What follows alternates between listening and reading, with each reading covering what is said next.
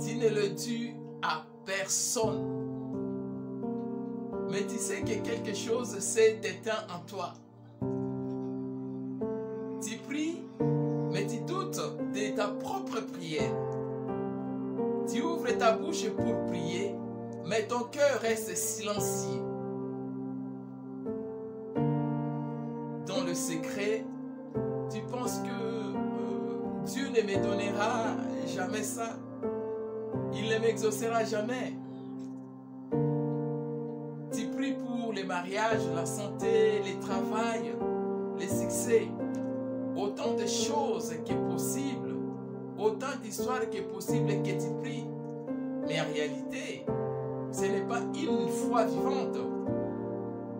C'est devenu une habitude, une routine, un rituel, un cycle, un automatisme. Mais écoute bien ce que Dieu veut te dire maintenant. Ce peuple m'honore des lèvres, mais son cœur est éloigné de moi. Ésaïe 29, 13. Et il dit encore, je ne t'abandonnerai jamais. Hébreux 13, 5. Même si tu marches dans la vallée de l'ombre de la mort, tu ne craindras aucun mal, car je suis avec toi. Psaume 23, 4. Et il te promet encore, ceux qui espèrent en l'Éternel renouvellent leur force. Ésaïe 40, 31. Non, mon frère.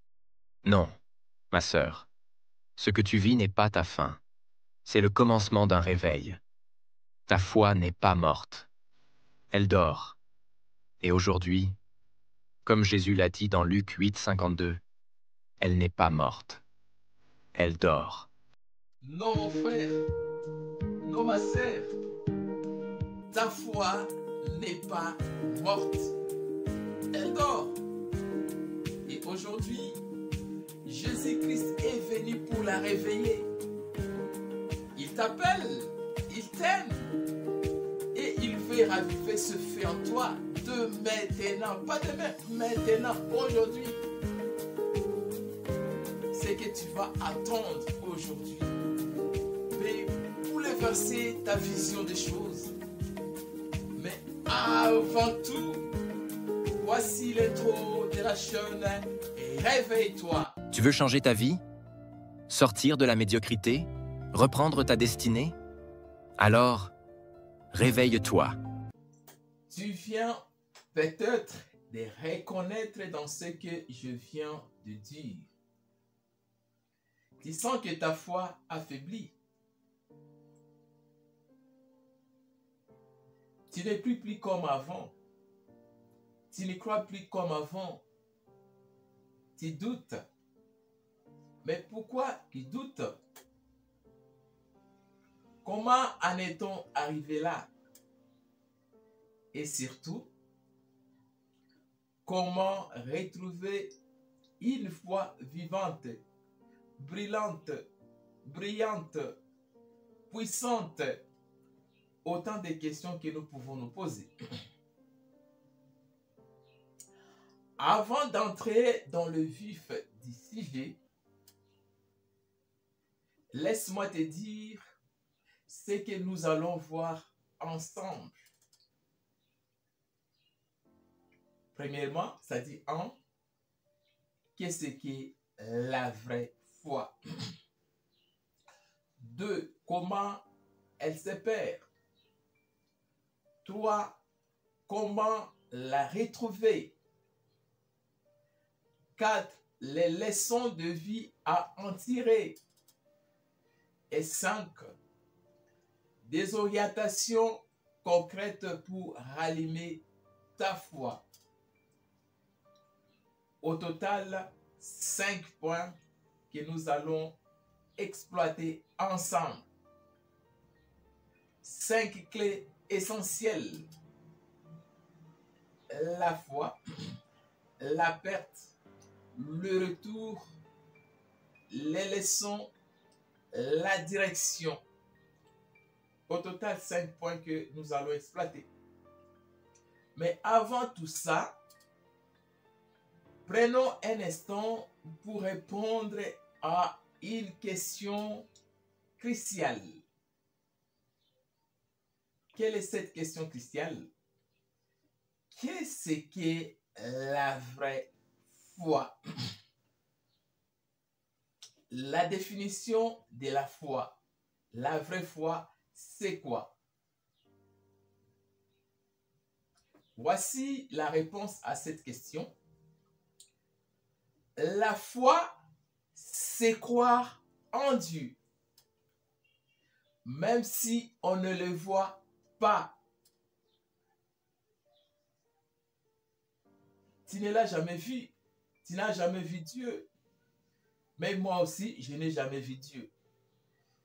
Tu n'as jamais touché Jésus-Christ.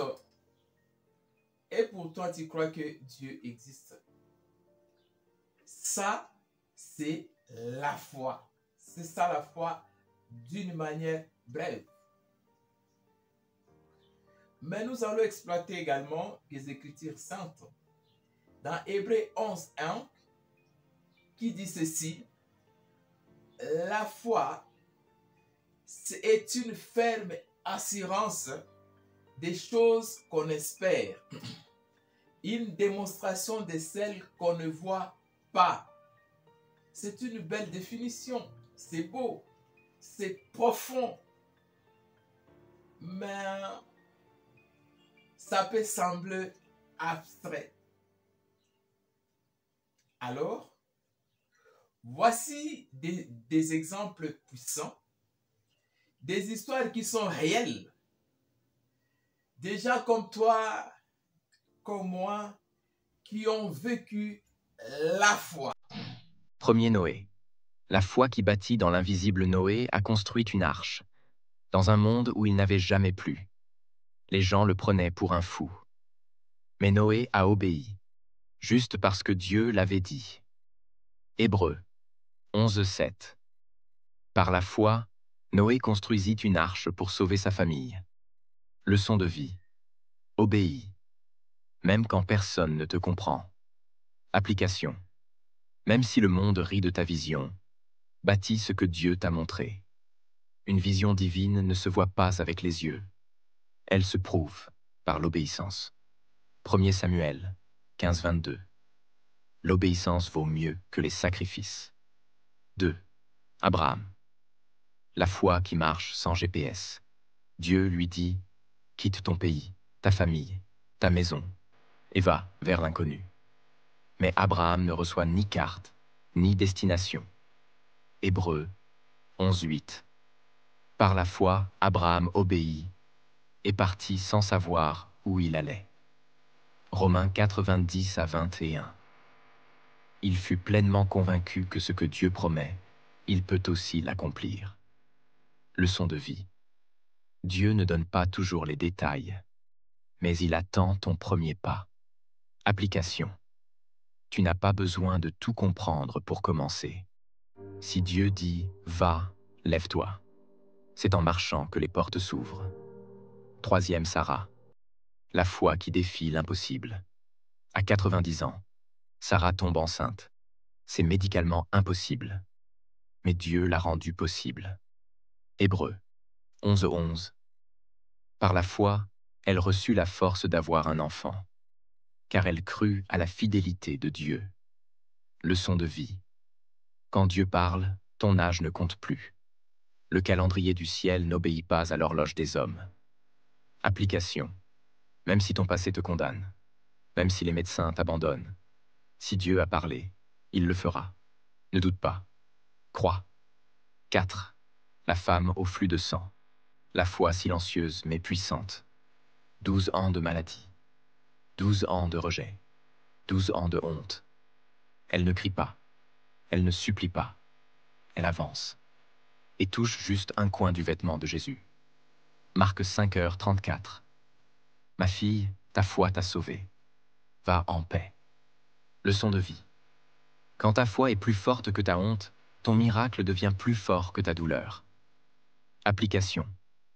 Même si tu es rejeté, sale ou brisé, avance vers Jésus. Ta délivrance est à un seul geste. Silencieux, mais déterminé. Tu crois que ces histoires qui sont anciennes, enterrées dans des pages poussiéreuses? Détrompe-toi. La foi n'est pas morte. elle respire encore. Dans nos villes, nos villages, nos familles. Regarde ce que Dieu fait aujourd'hui. Voici 3 témoignages réels, bouleversants, viraux. Témoignages actuels de foi vivante. Témoignage 1.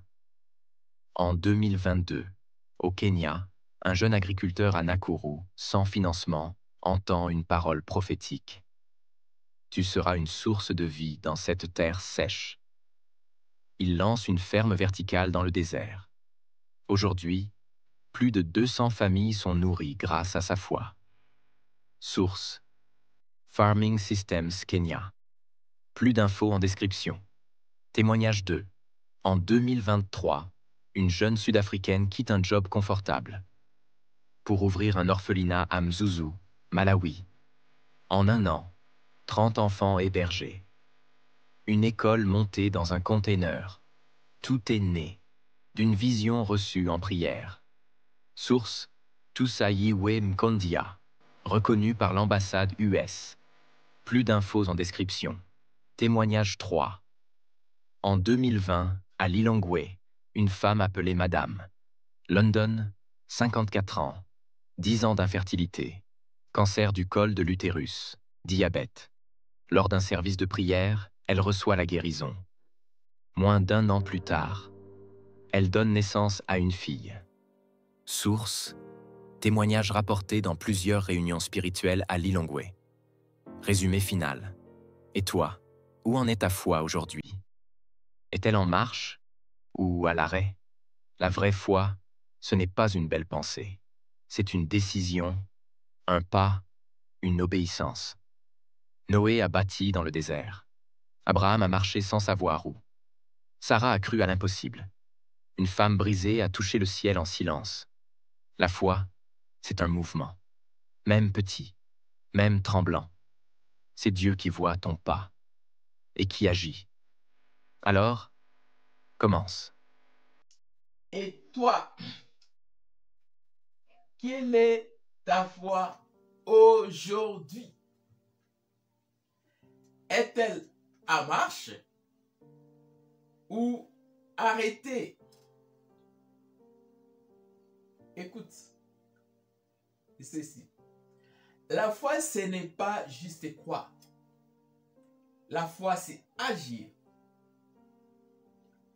Abonne-toi maintenant et partage cette vidéo à une personne qui a besoin de réveiller sa foi. Ce n'est pas un hasard si tu es tombé ici. Ne dors plus. L'heure est grave. Abonne-toi, partage, veille et active la cloche. Le ciel parle encore.